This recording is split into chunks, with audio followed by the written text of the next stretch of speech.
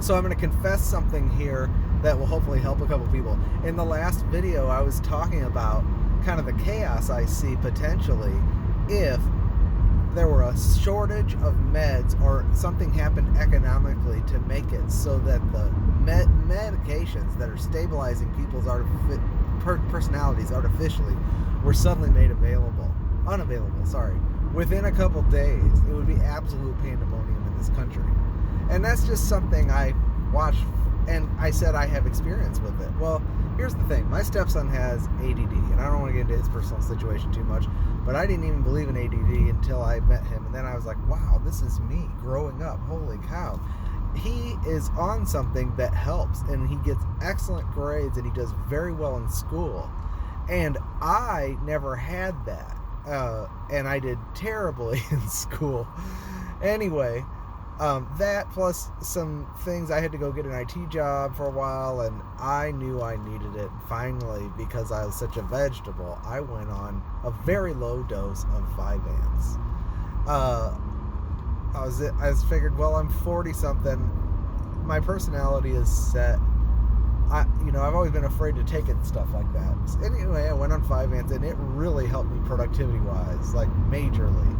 It's like, wow, where was this all my life, Well, then, after a while, I started getting really sad in the afternoons, and like it was scary how sad I was getting. But I didn't want to go out to Vyvanse because I literally couldn't do the job I was doing with my attention issues. So I talked to my doctor, and she put me on a very low dose of Zoloft. And it took the edge off of depression and anxiety. And what I noticed was social anxiety was really just kind of gone. I had crippling social anxiety most of my life, and it was just gone. And I was so relaxed, and I loved it. But after a while on that, I had lost a lot of weight, gotten in really good shape at the gym. I found myself really hungry at night, eating a lot of carbs, gaining weight, and having zero desire to go to the gym. In the mornings, it was really hard for me to get up and get motivated to do anything. And I started reading about Zoloft. I'm like, you know what? I want to get off on all this stuff. I'm back doing weddings and stuff. I don't need this stuff. I don't want to be dependent on this stuff. Well, I didn't know about Zoloft, and I tried to get off it, and I found that the symptoms that would hit me after about 2 days of being off it were so strong that it was scary. And as I read about it, I read people saying it's hell on earth trying to get off this stuff, and they try to wean off it for months, and a lot of people don't succeed. Some people say it's worse than getting off heroin. You have physical symptoms, you feel sick and nauseated like you have a flu, and you're having temper issues, and your mental condition is out of control. So what I've been doing for the last year is cutting down the Zoloft into I don't take the Vyvanse anymore, but I take the Zoloft every night, and I take a knife and I cut it, and I think I'm down to like 10 milligrams. I've got to keep just a little in my system to keep all those symptoms at bay, and I do that for my family so that they don't have to deal with my withdrawal. If I was single, I would just go into hibernation for 6 weeks or however long it takes and get off the stuff.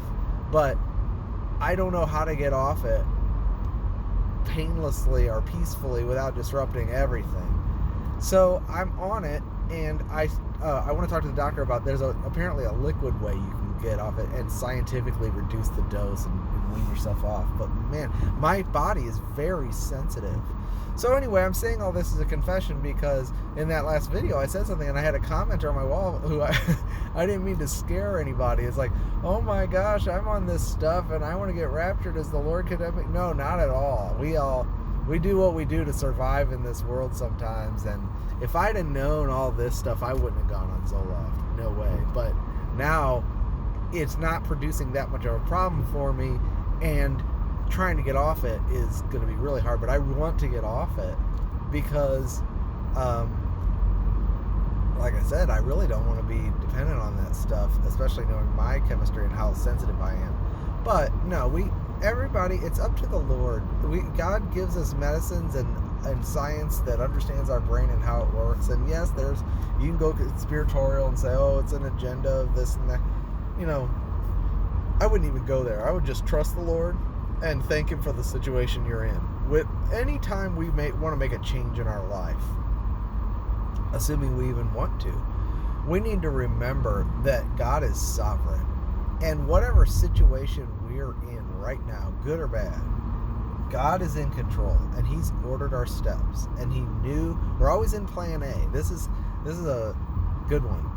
There is no plan B for you. You're always in plan A. You say, no, my sin derailed me, and so now I'm in plan Z.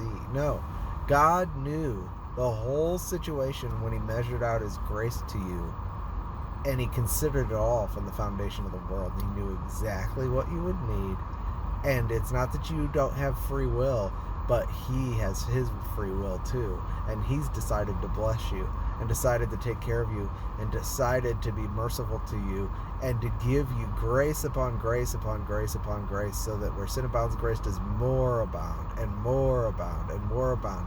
And it's not that we are encouraging anyone to sin so that grace may abound, but recognizing that God is sovereign, and He's a good one who loves you and is taking care of you and acknowledges your weakness and doesn't put you on these strict demands of, no, you're not allowed to lean on earthly medicine. You have to let me be your mind and all that stuff. Yeah, that's ideal, but we have a sin nature, and we live in a fallen world, and we're weak, and He accommodates all of it. Otherwise, why even wear clothes? Let's just let Christ clothe us, No, we trust Him. And so if you're thinking, oh, I need to get off this, make sure that the Lord is actually directing you. Stop for a minute and just thank Him right now that He's in your life, and He's managing your steps, and He knows what you're doing, and He is smiling at you and loves you. If you have any known sin, confess it, so that you can be confident and assured in your heart about His smile for you. And then ask Him, is this something you want me to touch right now? Maybe He does want you to, like smoking. Maybe He is going to eventually do something about that. But what if it's not today? What if there's 5 other layers of things He wants to deal with before He deals with that? So we don't get ahead of Him. We rest in Him, and then when He deals with things, He's able to take things off without our making a big deal about it to where it's disruptive. And we can rest in Him, and we can know that He lets us know we're human and weak, so that we'll never judge anyone.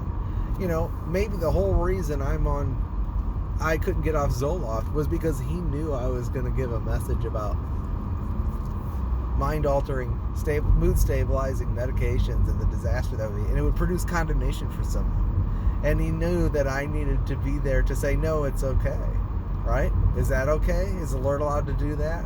So, just rest in Him. And I have a fairly relaxed approach to that.